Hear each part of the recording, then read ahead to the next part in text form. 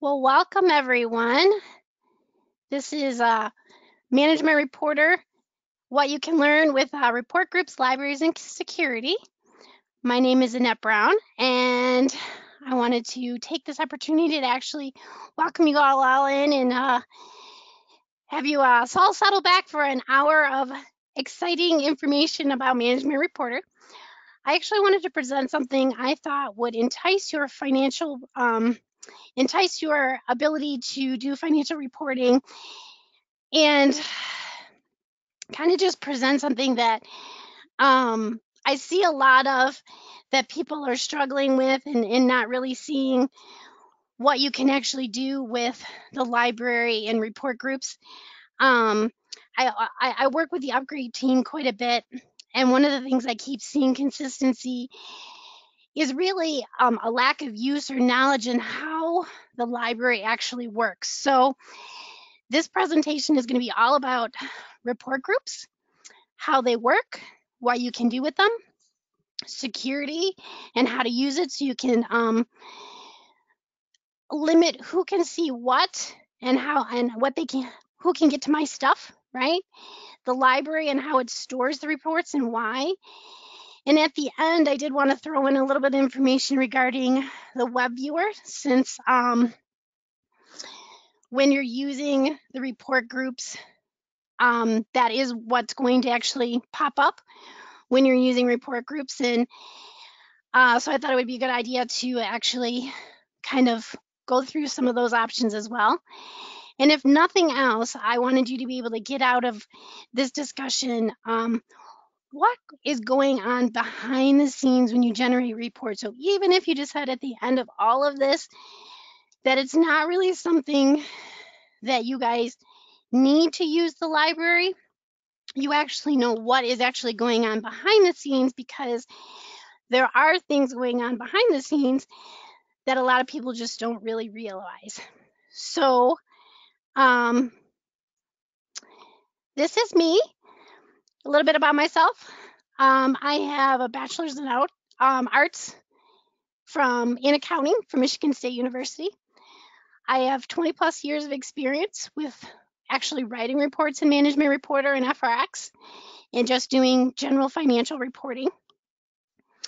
16 of those years have been with Columbus and specializing in the financial report writing, supporting, and training of Management Reporter.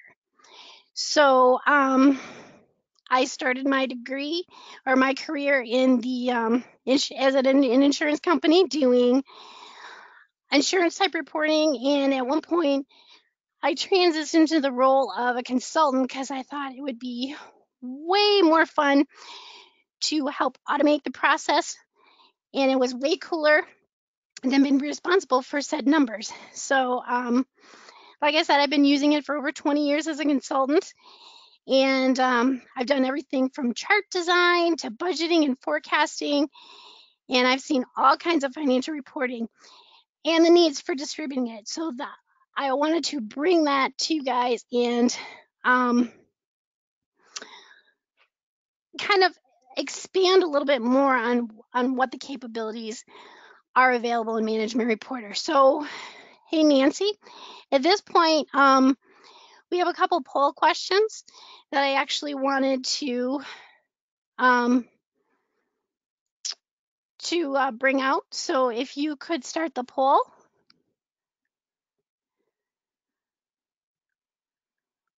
Nancy, there you go. Are you seeing the first one? Nope, not yet. People are answering it. Huh. Oh, maybe it's because I blacked out my screen, and let me unblack my screen. Interesting. I'm not seeing it, but that's okay if they're seeing it. That's fine. So 91% of the are in, and it's 75% yes and 25% no. What was the first question? I forget. Are you currently using MR? Okay. 75% yes, 25% no. Okay, so go ahead with the second question. Okay.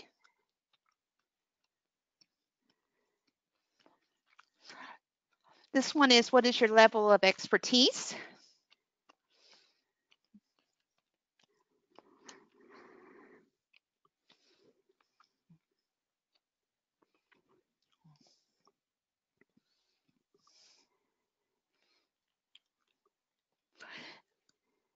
Okay, I'm going to close it and share it. This was, what is your level? 29% beginner, no formal training, 58% intermediate, and 13% expert, worked with a long time. Awesome. Okay. And go ahead with the third one. This is how do you distribute the reports?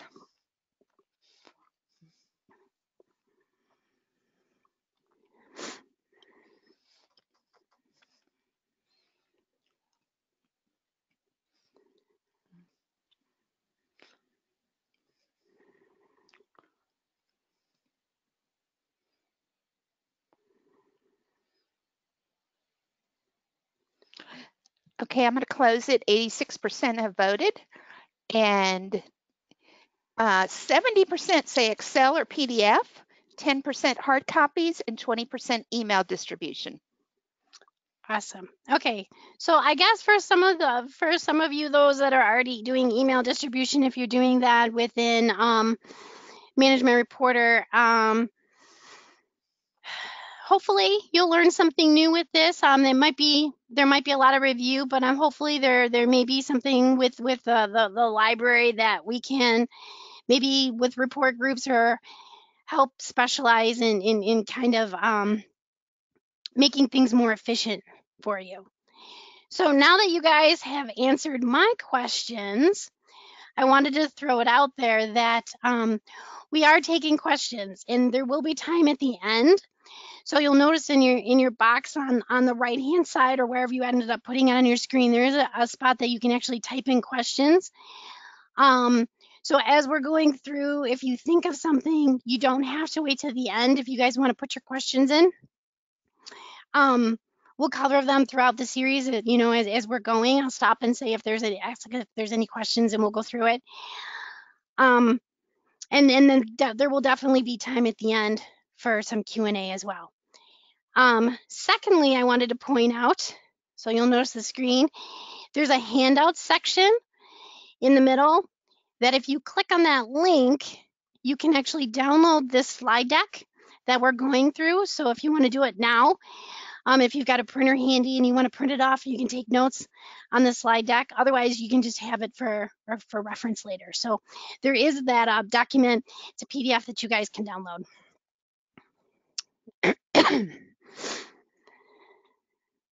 All right. So the first thing I wanted to talk about was security.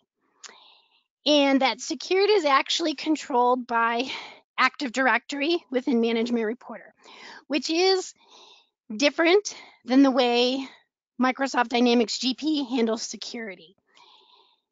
Users must be part of your Active Directory to be able to be added to Management Reporter. And it uses the login that you log onto your box as to actually determine who is logging into Management Reporter, or if you're trying to open a generated report as a viewer, it's going to use whoever you're logged into the box as. So you do have to be part of your Active Directory in order to be able to generate or review reports. Meaning, if you've got a board of directors that you were thinking maybe we could distribute electronically to, they may not be able to necessarily open the reports if they're not part of your Active Directory. It does, like I said, it uses Active Directory. However, depending on your data provider will determine if you're generating a report, whether you need your GP credentials or not. If you are not using the legacy data provider, it doesn't use GP credentials at all. If you are using the legacy data provider, it would ask for your GP credentials when you log into a company. However, when you open a report, it would not be using any GP credentials. So, like I said, legacy will use GP credentials. The data mart will not. It will just use, excuse me, your Active Directory credentials. The other thing I wanted to point out is that with Management Reporter, there is no licensing requirements, meaning you can set up as many users as you need to within Management Reporter without having to worry about, excuse me, having, GP licenses for those users. Now, if they're only going to be looking at data within Management Reporter, you don't need any GP licensing. If you want to be able to drill back into GP credential or, into the data using the detail inquiry screen or, from within a report, then you would need GP credentials because you'd need to be logged into GP. But if you just wanted to be able to have users look at things through a web viewer, again, no licensing, and you can set up, as many users in whatever role is necessary. Also wanted to point out that there is no, with the latest version, CU16, normally in order to be able to see reports through a web viewer, you would need to be connected to a VPN. However, with CU16, they do have the ability to use HTTP features that allow you to access reports outside of a VPN and still allow that encrypted communication between the MR server and the client. So you would have to install some SSL certificates, on your SQL server, but that is an option for those that don't necessarily always have their users connected to a VPN, but they would still need to be part of your Active Directory. Okay? All right, so a lot of the things that we're talking about, and in order to do today, we're going to have to set up the security within Management Reporter. So I wanted to talk about users and how to set up groups and the best way to manage that. So the first thing I wanted to show you was how actually to set up a user.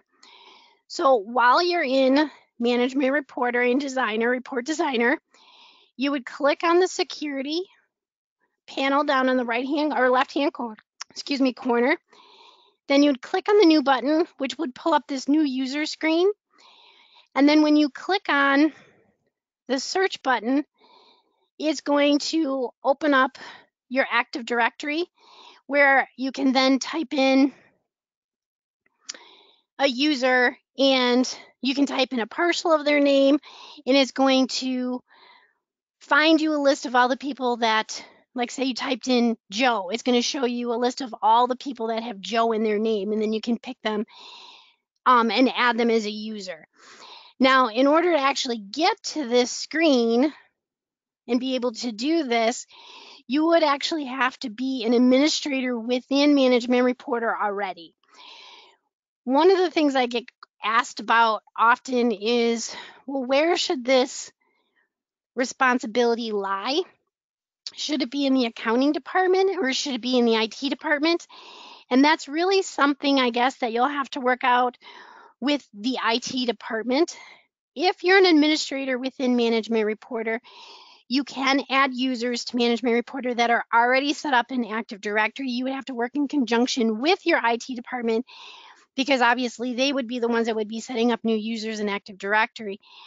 However, if you're an administrator in MR, you're just an administrator in the application, not necessarily on the network. So having the ability to be an administrator in Management Reporter can be helpful if it's in the accounting department, because you're going to know which users that you want to add and what role you would want them to have. Not to mention when we start talking about the library and being able to secure the library folders and being able to set up new folders and give rights to those folders, you may want the ability to actually do that without having to rely on your IT department. So you'd have to work with them to determine, who in accounting can actually do that, or if that is going to be a function. I mean, I see it split both ways. I tend to lean towards liking it in the accounting department, but that's a whole discussion that you can have with your department. But once you have your user, you've selected your user here, then you can choose,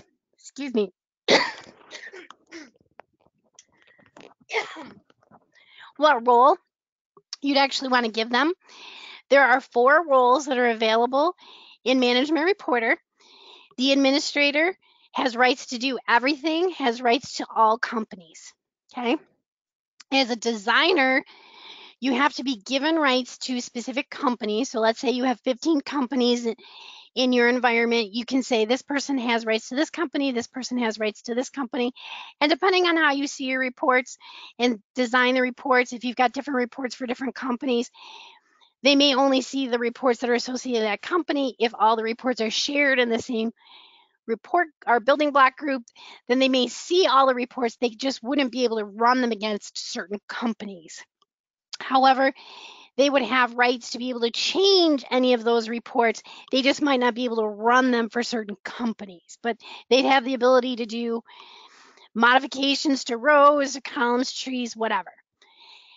As a generator, again, you have to be given rights to companies, and again, how those building block groups are associated to companies will determine which reports they actually see. And they may be able to see all the reports, but the only thing that they can change against the report would be the report date, that the report date that can actually run a report, and where they actually want to store it in the library when they generate the report. However, they would not be able to modify anything against that report. They would only be able to change the date. Now, as a viewer, you don't get rights to any companies, so you would not even be able to get into Designer. You would only be able to look at reports that have already been generated, and that's where it's going to be important for the library, because now you're going to give them access to where the reports are in the library and which reports you want them to be able to open. So the 4 roles that are assigned are different than the types of roles that you might see in GP, where GP you can kind of customize a little bit and you can say, okay, I want this person to have this role, but I also want them to be able to do X, X, X, and Y, right? In Management Reporter, once you give somebody a role, they have all the rights to that role. There's no modifying a role. So once you've given them a permission, you can't take certain things and tasks away. They have everything that's associated to that. Okay. So once you set up your role,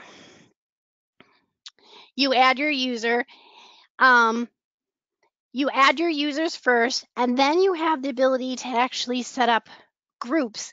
So just like in your Active Directory, there are probably groups that assign security to a new user when they get added to, the Active Directory. So there's probably an accounting group or a marketing group or an IT group that when you join the company, if you're part of accounting, they put you in the accounting group, and then that gives you all the rights that people in accounting have.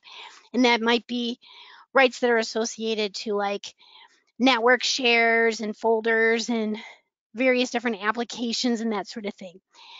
So in Management Reporter, you can also set up groups, and those groups can form and be used as different functions. So you might set up a viewers group so that you can assign security in the library.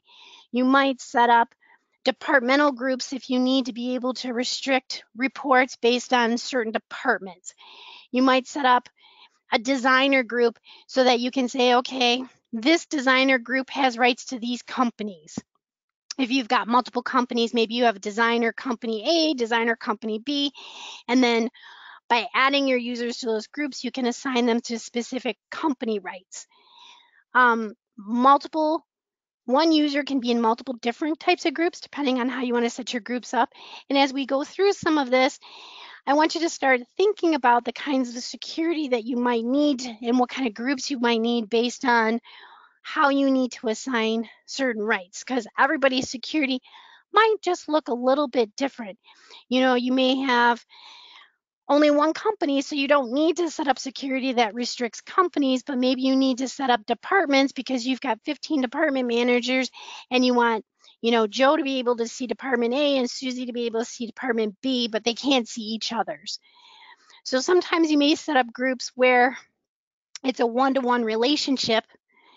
However, if you've got turnover, you've assigned the security to the group. So if you get somebody new for that department, all you have to do is put them in the group, and then wherever they have rights within that system, that new user will have rights without you having to go to that individual user and assign security words wherever necessary. So to set up a group, you're essentially going to click on the security. Now, like I said before, you may not even see this security tab if you are a designer. You have to be an administrator to actually even see this security tab. But now, rather than clicking the new button, we're going to click on the drop down for the new button so that we can actually click on group, and it's going to pull up a new group box. So from here, you can type in a name, and then when you click the add button, it's going to show you all the users that you currently have set up, and you can start adding those users. And depending on if those users need to have access to certain companies, when you click on the company access is where that will come into play. If you're setting up department groups and things like that, you may not necessarily need to set up the company access, but that is where you'd be able to actually do that. So security and how does it get applied? Well, security is applied in various different pieces in Management Reporter. One, we talked about user roles. So based on the role that you give someone will control access to the application in general. You can also assign security in the library. So we're going to talk about libraries, but you can create folders within the library, and then you can grant security to those folders so that only certain people can actually access reports that are published in those folders. Within trees, so say you've got a departmental tree, you could actually tree level go in and assign security by branch so that when you generate the report, it actually embeds the security into that report. So as the user opens it, they only see their pieces. So to expand on that a little bit under your tree security, you do have a secured way of being able to personalize what people can actually see. So when you push things out to various different folders or files, you only have to publish one file, but if many people access it, each user only sees the information that they've been given to based on their security within that tree. So to be able to do that, essentially you would open up your tree, you can click on the security in column L, and it's going to open up the unit security. So from here, you can click on the user group, and then you can either choose a group or you can choose individual users to add to specific branches. Now, as soon as you do this, the report will now run with tree security embedded into the report. So only those people that have been set up in the tree will be able to open those various different pieces. So you might need to actually even be careful with this with designers as well, that you may need to create a group that if your designer should be able to see all the branches, that at the root level that you grant them permission to the entire tree. Otherwise, if you've got designers that are trying to open this report, they may not be able to open the pieces that you'd expect them to be able to see. But this is where you can actually, by branch, restrict what your users can actually see. So let's talk about the report library. And when you generate a report, it is going to go into what's called the Management Reporter Library. Now, in previous versions of FRX, when you generated a report, it just created an FRD file that actually got saved onto like a network file share. But with Management Reporter, all reports are generated into the Management Reporter library, which is actually housed in the SQL Server database.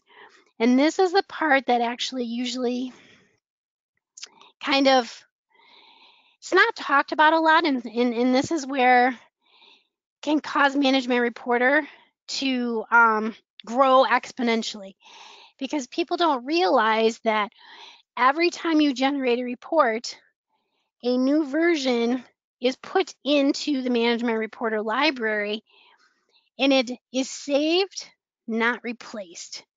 So when you generate a report, if you generate it 5 times, every time you generate that report, a new version of that report is being saved in the library somewhere.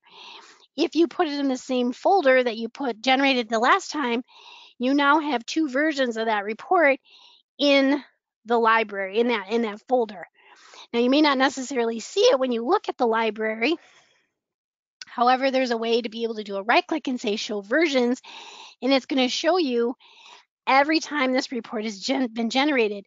So if you didn't really realize what's going on with the library and you've only just been generating reports and you weren't even concerned about library folders and whatnot, a lot of times they just get published right to the root directory of the library, or maybe they get put into the public folder that comes with it. But if you do a right click, I've done this with clients where you do a right click on the folder and you may see years worth of reports. I have one client that we saw 5 years of history of how many times they've actually generated that report. And all those versions are being stored in the Management Reporter database. So if you're not careful, you could end up with a Management Reporter database that is hundreds of gigs and you don't know why. And it's because all the versions that you've ever generated have been stored in the library. So it's nice because it can be a repository of historical reports, but we have to be conscious about how we're organizing and storing our reports. And if we don't need to store them in the library because we're just going to export them out to Excel or we're going to print them as a PDF, we need to be very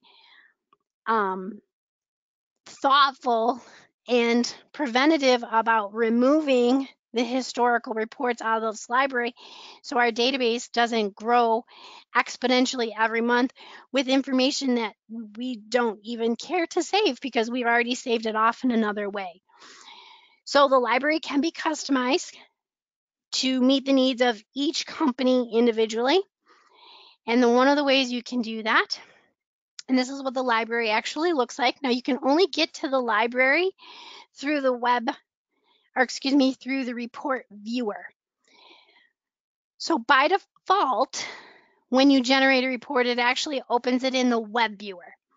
There is a way to actually get to the report viewer from the web viewer, or there's a way that you can actually set up the report to always open the report viewer instead of the library, and I can show you that when we get into a demo.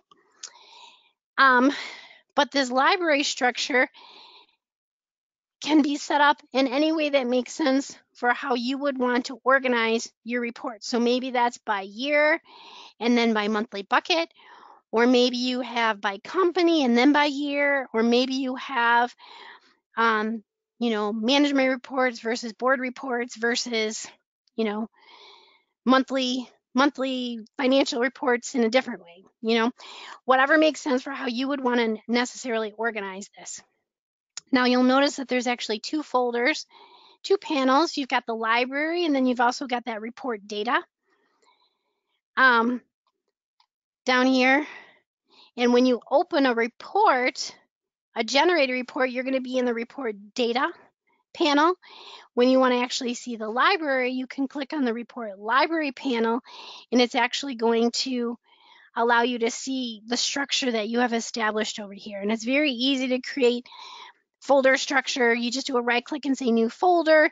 You can create nested folders like you can see here, and then you can assign security to the various different pieces. In order to be able to get into this library, you do have to be a viewer, but all roles, as long as you're set up in Management Reporter, should be able to open the report viewer.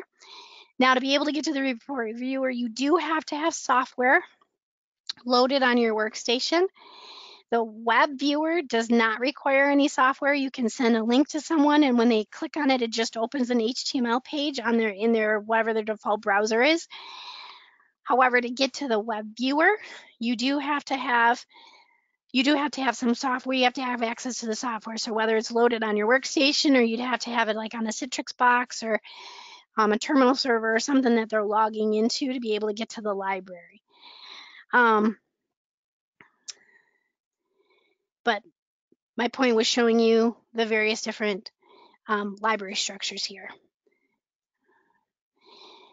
Now, if you click on one of the reports and you say show versions, that's where you're going to be able to see the various different, how many versions you actually have of this particular report. And like I said, I've seen this where I did this and I said, show versions, and I saw 5 years of history in here. And you'll notice that it tells you the date that it was created, but it doesn't necessarily tell you the date that it was generated for.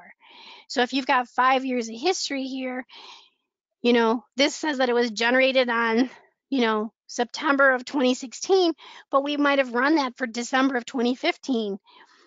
And this one says it was generated on June of 2016, but we don't necessarily know what date it was generated for. So having a structure where you actually organize is going to help you be able to identify not only the date that it was generated on, but what it was generated for, and be able to find things if you do want to have an online repository. All right, so a next thing that's underutilized within Management Reporter is report groups. And what a report group allows you to do is to generate a list of reports simultaneously. So you may have a handful of reports that you need to generate on a month-end basis. And let's say you have, a set of 5 reports that you include as part of a monthly packet that you give out to department managers or something. Maybe it's a balance sheet, an income statement, a cash flow, whatever, right? Expense analysis. You can create a report group that allows you to generate all 5 of those at the same time. Now you can create many different types of report groups. So maybe you have one that's for department managers, and maybe you have one for board reports. And you can put the same report in multiple different report groups if you wanted, but keep in mind that depending on how you run that report group, you may now have multiple versions of that report in the library as well. So you kind of take heed in that, but depending on how you want to organize your library and what kind of security you want to place on that would determine, what your report groups actually need to look like. And like I said, many different reports can be included. Different reports can be included in many different report groups. When you use a report group, one of the nice things with the report group is that you can dictate where you want all those reports that are being run to be placed in the library. So let's say you had 5 different reports and you did have a year set up with the monthly buckets. With the report group, you wouldn't have to necessarily go to all 5 of those reports and define, okay, now I want it to go to June of 2019's folder. You can tell the report group to put all the reports in a report group in a specific location in the library. So even though they might all be set up to say, let's go to the draft folder, when you generate it and you know it's the final version, you could send all those reports to a specific location within the library. Now, the way you'd actually be able to do that is in setting up a report group. So we're going to kind of walk through that real quick here. When you click on your report group tab, and you click the new button, it's going to show you a new report group. Now, when you're in a report group, when you click the add button, now you're going to see a list of the reports that are available to set up as part of your report group. Okay, so it's going to list them by report definition name or by company, so you could toggle, so you can sort them in particular order. And if you click your shift key or your control key. Just like in Excel, you can choose multiple items at the same time. And when you hit OK, it's going to actually add those into your report group. You have a move up and move down button over here. So if they're not in quite the right order that you'd actually want to see them generate, you can actually click on an individual report and move it up or down in the order. By using a report group, it allows you to either change the date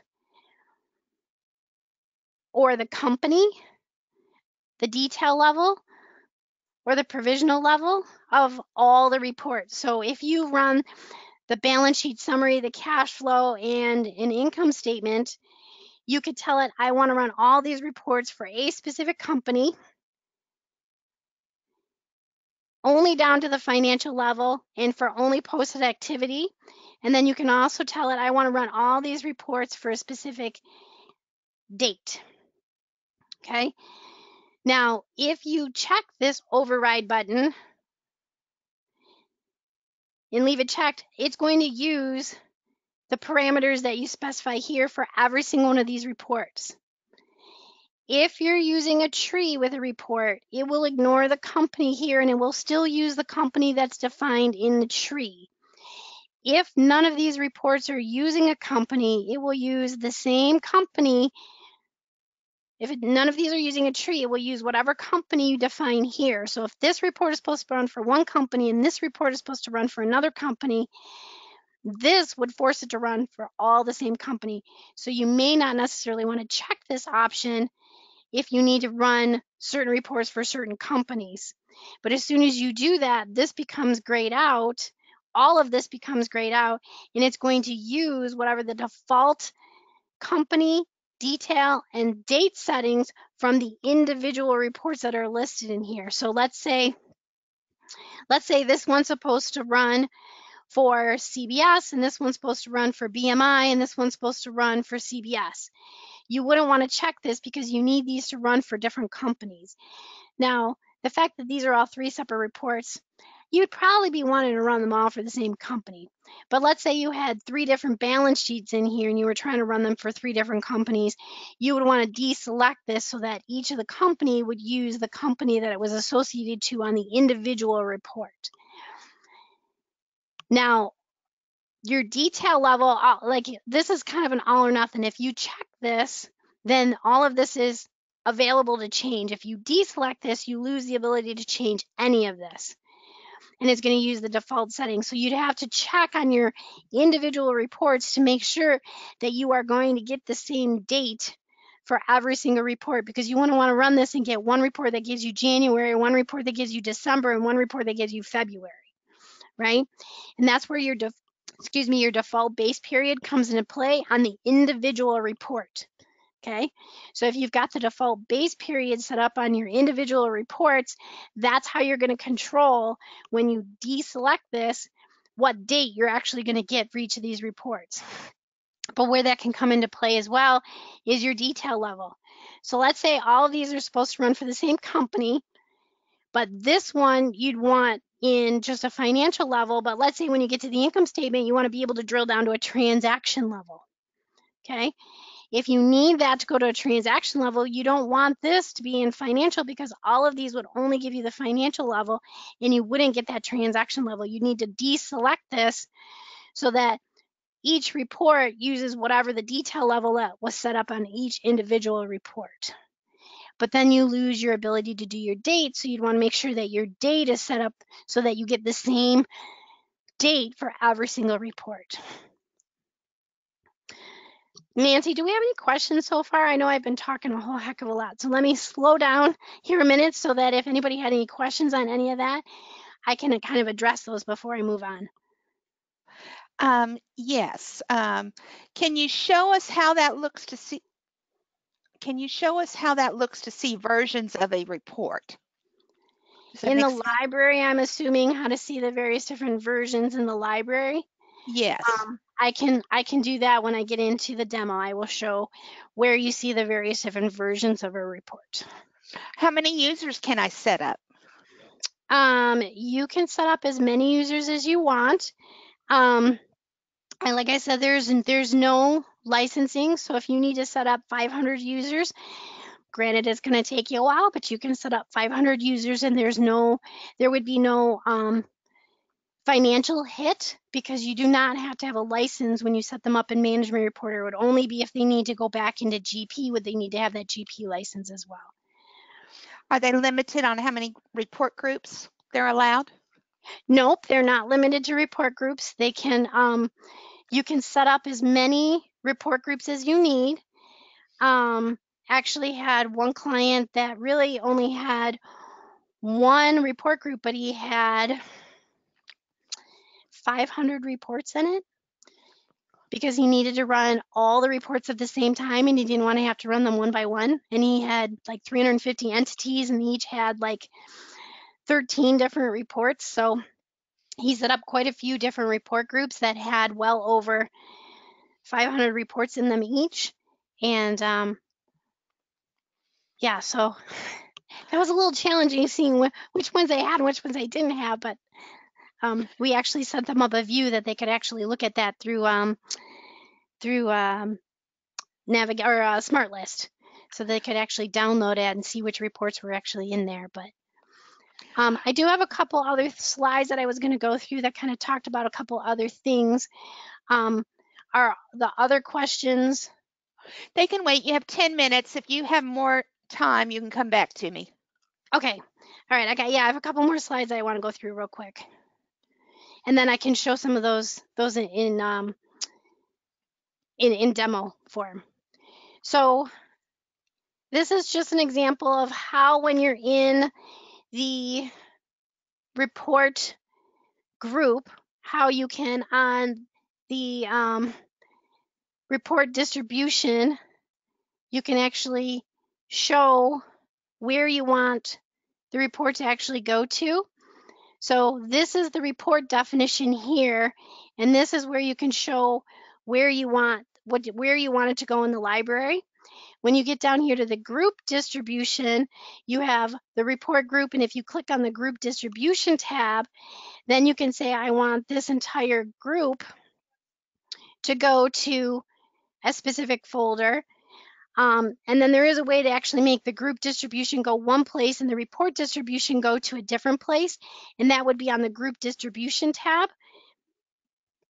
It allows you to override the report location and not use the group location and say that you actually want the report to go to a different spot. So I'll show you that when we actually get into the library here really quick.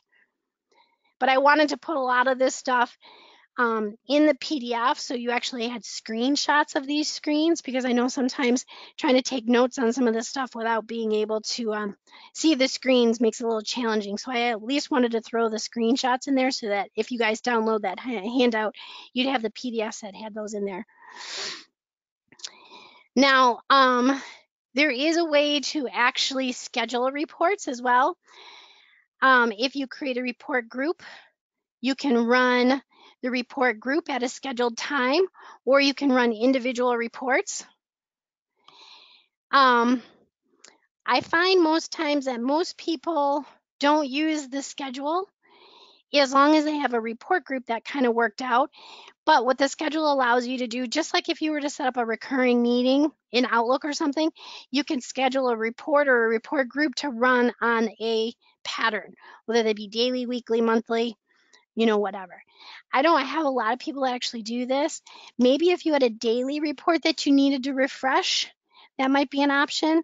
But I find a lot of times if people are running month end, they might not necessarily be able to say, oh, on the third Thursday of every month, I want to be able to run these reports, But they might be able to say, hey, on the third Thursday, I'm going to run this report group, and it's going to run all these reports for me, okay?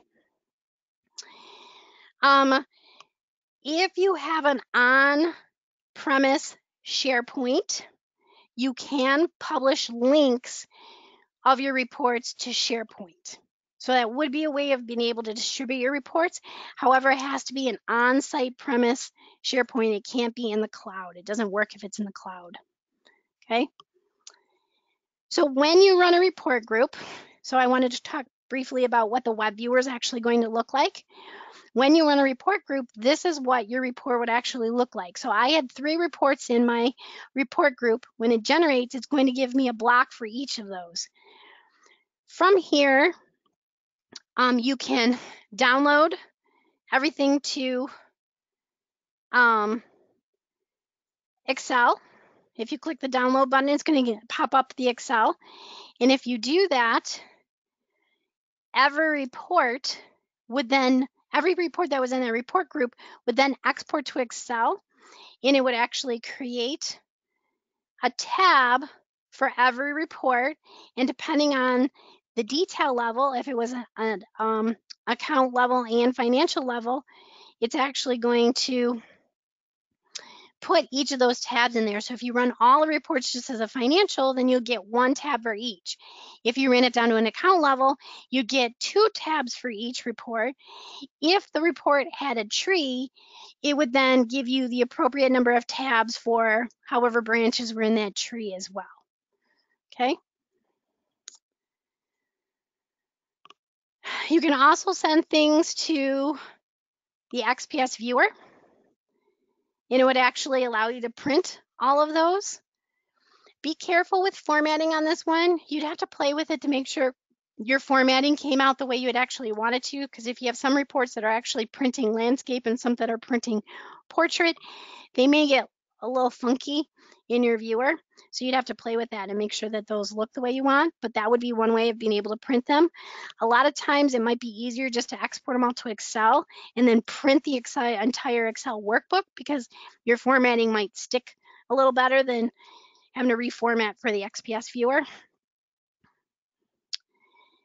This is what your web viewer would look like. So in the bottom left corner is where you'd be able to see the reporting tree when you actually open your reports, if you had a tree associated to it. You do have the ability to regenerate reports from the web viewer. So let's say you had a report and you wanted to run it for a different date. As long as you were a generator, you'd actually be able to click that report options and run it as a different date.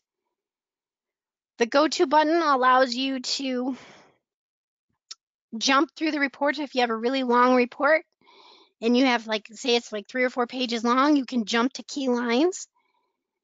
The show button will allow you to see the charts and the header and the footer, summary views. It'll show you prior versions of the reports.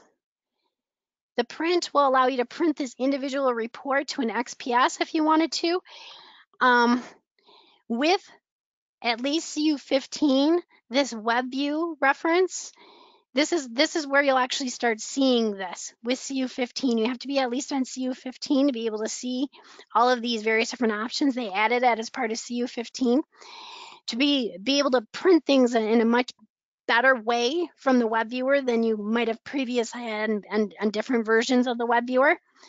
And then the last one is the download. Allows you to download an individual report. So on the last screen, we saw how you could download the entire report group to an Excel file. When you're in a specific report, the download allows you to download to a specific Excel file, or if you have the software loaded, you'd be able to actually open this in the desktop viewer rather than the web viewer. So I wanted to give a nice little quick reference guide there so that you guys could see what those various different buttons are doing. So to kind of see those in actions real quick, if you click the report option, it's going to open up this screen and allow you to change the report date. And when you hit OK, it'll refresh this report with that new date. Now, when you do this through the library, this does not put a new version in the library. Or excuse me, when you do this through the web viewer, it does not put a new version through the library. It only refreshes it in cache on your screen. Okay. You can use the Windows Snap function. So these open in separate panels on your page, and these are separate tabs. So you could grab them and you can slap them from side to side and use that Windows Snap function to actually view your report side by side. This is an action of the go-to. It'll show the screen. This is if you show the summary and tell it you want to see the summarized lines. It'll allow you to take a very detailed report and it'll show it to you as a summarized version of that. It's basically showing you the TOT lines and the description lines from a summarized and gives it to you in a summarized format. You can only do this in the web viewer. You can't do this in the desktop viewer. And I know I'm starting to run out of time, so I'm going to start talking here a little bit more quickly. You can print from the web viewer now with CU15. And when you click on the print button, it's actually going to give you the options for including a financial account transaction, page layout, if you want to print to the page content. Okay.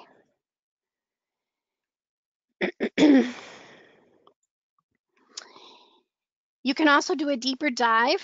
So this is where we were talking about if you run a report down to an account level, it does give you the ability to drill back into Microsoft Dynamics GP. So if you click on the account, it will actually open the detail inquiry screen. Now this is where you would actually have to have a GP license because you have to have GP open to do this piece of it. If you drill down to a transaction level and you pull that into the report, it'll pull the transaction information into the report. If you only go down to an account level, you can still drill back to the detail inquiry screen, but you have to be able to get into GP and have access into GP. And you'll notice that if you're on the account, it'll fill in the account and then it'll fill in the date range for whatever date you were on. So if you were on an account balance, it would open the detail inquiry screen for whatever the time frame was. If that was year to date, it would give you year to date. If that was month of, it would just give you month. If this was a quarterly, it would fill in the quarter here. Now you're in GP. You can click on any one of these and follow the journal entry back. And if it has source documentation, it'll take you all the way back to where that journal entry came from, whether it was payables, receivables, payroll, whatever. Okay. If you were on a budget number, it would actually open up your budget maintenance screen and take you into that screen. So I know I probably talked a little bit longer than I was supposed to. How much time do I have left, Nancy? -2 minutes. Oh, okay. So I guess I need to stop there. Yeah, but I know we're recording these, and if you let us know, we could probably get you the recording. I know one person is looking for the recording, and one other person had a question, and I'll get that to you, Annette. Okay, and then I'll respond to it. And if anybody else has any questions, that's my email address right there. And I apologize. I swear I practiced this in my head, and I did not take this long the last time I ran through it. Well, you did a great job, and thank you. And everybody, in 7 minutes will be GP tips and tricks, which you'll really enjoy. Thanks a lot. Bye-bye.